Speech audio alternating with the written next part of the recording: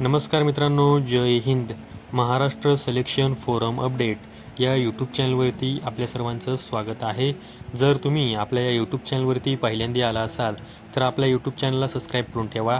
शासकीय भरती असेल, निमशासकीय भरती असेल, त्या संदर्भात जी काही महत्त्वाची माहिती आहे ती मी आपल्या यूट्यूब चॅनलच्या माध्यमातून आपल्यापर्यंत पोहोचवण्याचा प्रयत्न करत असतो. तर मित्रांनो, आजच्या व्हिडिओमध्ये आपण सुरक्षा रक्षक महामंडळ यामध्ये भरती निघालेली आहे त्याचविषयी आपण संपूर्ण आणि सविस्तर माहिती आजच्या व्हिडिओमध्ये जाणून घेणार आहोत. एकूण 317 जागेंसाठी ही सुरक्षा रक्षक भरती होणार आहे. यासाठी शैक्षणिक पात्रता ही फक्त 12वी उत्तीर्ण आहे.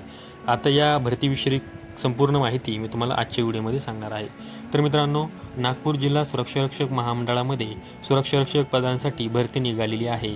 यामध्ये एकूण 317 एवढ्या सुरक्षा रक्षकांची निवड ही केली जाणार आहे आणि ज्या उमेदवारांची निवड झाली आहे त्यांना नागपूर, वर्धा, गोंदिया आणि भंडारा या जिल्ह्यांमध्ये तुम्हाला नोकरी ही दिली जाणार आहे. आता या जिल्ह्यामधील जे काही शासकीय आस्थापना असतील, निमशासकीय आस्थापना असतील, यांना सुरक्षा पुरवण्याचं कार्य हे तुम्हाला करावं लागणार आहे. या भरती प्रक्रियेसाठी ऑनलाईन अर्ज हे सुरू आहेत. 28 मे 2026 ही ऑनलाईन अर्ज भरण्याची शेवटची तारीख आहे. ज्या उमेदवारांचं वय हे 18 ते 35 वर्ष आहे ते उमेदवार या भरती प्रक्रियेसाठी ऑनलाईन अर्ज हे करू शकता. ऑनलाईन अर्ज करण्यासाठी उमेदवाराकडे शैक्षणिक पात्रता ही 12वी उत्तीर्ण असणं हे आवश्यक आहे.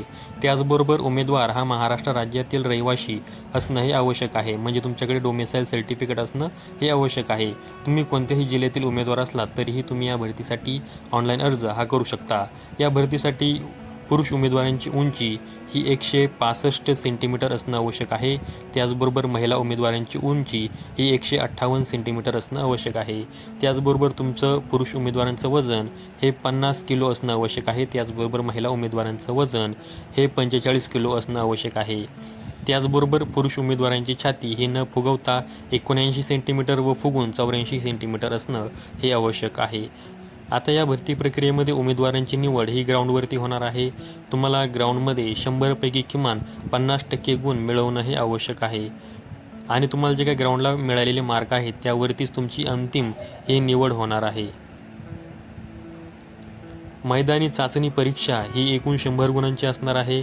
ते पुरुषांसाठी 1600 मीटर व महिलांसाठी 800 मीटर रनिंग होणार आहे. त्यासाठी 40 गुण असणार आहेत. त्याचबरोबर पुरुषांसाठी व महिलांसाठी 100 मीटर रनिंग होणार आहे. त्यासाठी 30 गुण असणार आहेत.